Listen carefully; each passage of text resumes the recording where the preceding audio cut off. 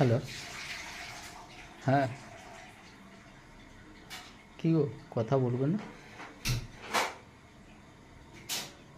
Hello, তুমি বলবে না?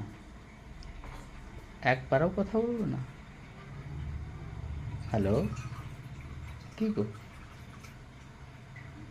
আরে একবার তো বলো।